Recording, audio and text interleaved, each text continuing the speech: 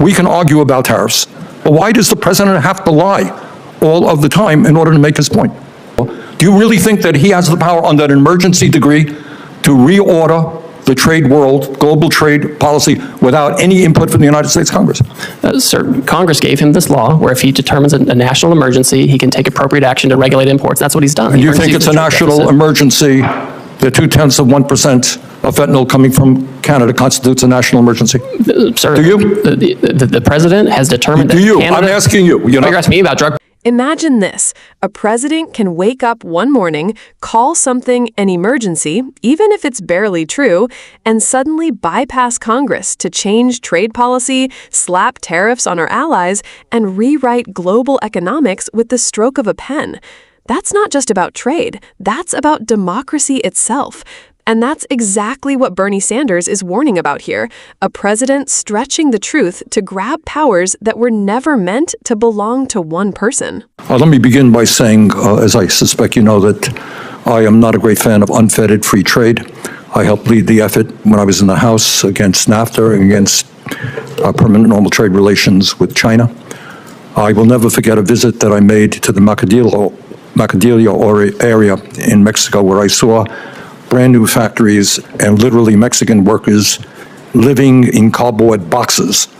And the result, of course, was the loss of hundreds of thousands of jobs, good-paying jobs in this country, transferring them to Mexico where people work for horrendous wages. That is the type of trade policy which I detest. But I want to move to an area to talk about the legal basis of what President Trump has done. President Trump said, Mr. Greer, that he had no choice in terms of Canada, and I live 50 miles away from the Canadian border. He had no choice but to bypass Congress and to impose an emergency 25% tariff on Canada to stop, quote, the massive, end quote, amount of fentanyl and, quote, the millions and millions of undocumented immigrants coming from the northern border. Unfortunately, that's a lie. The truth is that the U.S. Customs and Border Protection reported just 43 pounds of fentanyl was seized at the Canadian border last year, representing just 0.2% of the total. Now, we could agree that 1 pound of fentanyl is too much.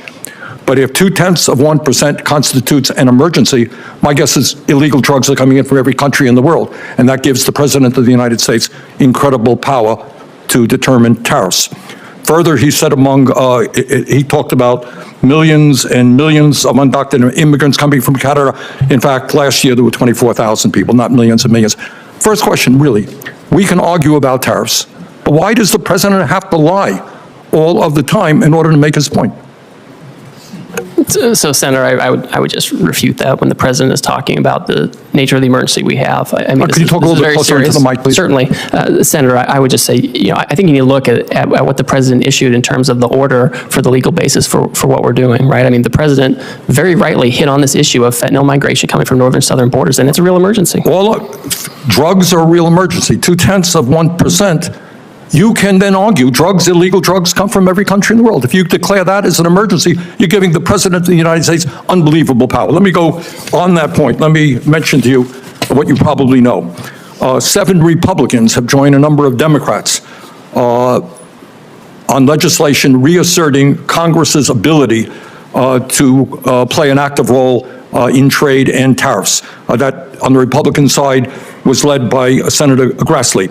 And he said, and I quote, "For too long, Congress has delegated its clear authority to regulate interstate and foreign commerce to the executive branch, et cetera, et cetera." He wants to reassert Congress's constitutional role and ensure Congress has a voice in trade policy, end of quote. In the last 2 weeks, all we have seen is reports in the newspaper. Congress has not had 1 ounce of authority in determining tariff policy. Do you think Congress should be completely left out of the process? Or does the president have emergency power to do anything he wants with regard to tariffs? Senator, my staff has had over 200 meetings with congressional offices in the past 2 months to consult. The president's been very transparent about what he wants to do on tariffs. Congress delegated a law to him to take this action. Mr. Greer, you can have all the meetings you want. You and I had a nice meeting. But at the end of the day, the president did exactly what he wanted to do without any discussion, formal discussion with members of Congress. He could make recommendations to Congress, that's for sure. Do you really think that he has the power under an emergency degree to reorder the trade world, global trade policy, without any input from the United States Congress? Sir, Congress gave him this law where if he determines a national emergency, he can take appropriate action to regulate imports. That's what he's done. And you think it's a national emergency that 0.2% of fentanyl coming from Canada constitutes a national emergency? Sir, Do you? The president has determined that Do you? Canada, I'm asking you. You're you're asking me about drug policy. So I agree with the president. If you have China and Canada and Mexico putting drugs into this country at different levels, then that's an emergency. We have to deal with it. Look, we're not going to argue about the danger of drugs. 43 pounds of fentanyl. On that basis, the president can declare an emergency with any country on earth and take unlimited power. That's called authoritarianism. Okay? That's not what a democracy does.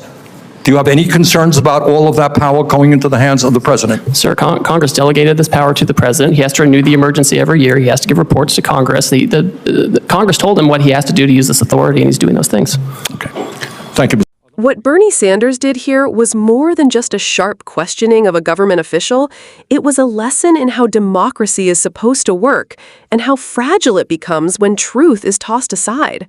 His exchange exposes something that often gets buried beneath political spin. When leaders exaggerate, distort, or outright lie to justify policy, the consequences go far beyond a single tariff or trade agreement. They threaten the very foundation of checks and balances that keep American democracy alive. Think about what Bernie is pointing out. President Trump claimed that millions and millions of undocumented immigrants were coming through the northern border and that fentanyl was pouring in at alarming levels. But the facts tell a completely different story. 24,000 undocumented immigrants, not millions, and just 43 pounds of fentanyl seized from Canada. Now, 43 pounds is still dangerous, yes, but in perspective, it's less than a fraction of a percent of the total seized across the country. Yet on the back of that misleading picture, Trump declared an emergency and slapped tariffs on Canada without Congress. This isn't just about Canada or fentanyl. It's about how emergencies can be weaponized. If a president can redefine emergency to mean virtually anything, then they can claim sweeping powers to bypass Congress on trade, foreign policy, and beyond. That's not how a democracy is supposed to function. In fact, it's exactly the kind of slippery slope that political scientists warn about when democracies drift toward authoritarianism, power slowly concentrating in the hands of one person, justified by fear, urgency, or distorted claims.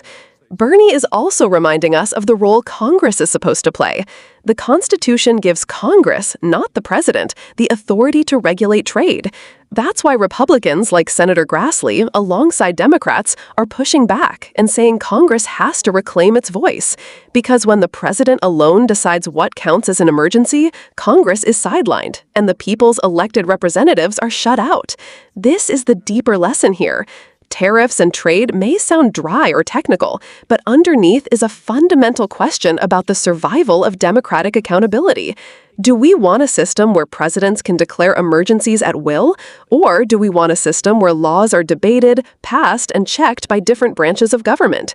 The answer to that question will shape not just trade policy, but the very nature of American governance. So when Bernie says, that's not democracy, that's authoritarianism, he's not just throwing out a soundbite, he's sounding an alarm. Because history shows us that authoritarianism rarely arrives with a bang. It creeps in, bit by bit, through small power grabs that people dismiss as technical or temporary, until suddenly the balance is gone. This is why moments like this matter. It's why hearings like these aren't just procedural, they're warning signals. And it's why paying attention, staying informed, and demanding accountability from leaders matters more than ever. What do you think? Should presidents have the power to declare these kinds of emergencies on their own? Or should Congress always have the final say? Drop your thoughts in the comments. I want to hear from you. And if you find this breakdown valuable, hit like, subscribe, and turn on notifications so you never miss these deeper dives into the stories shaping our democracy.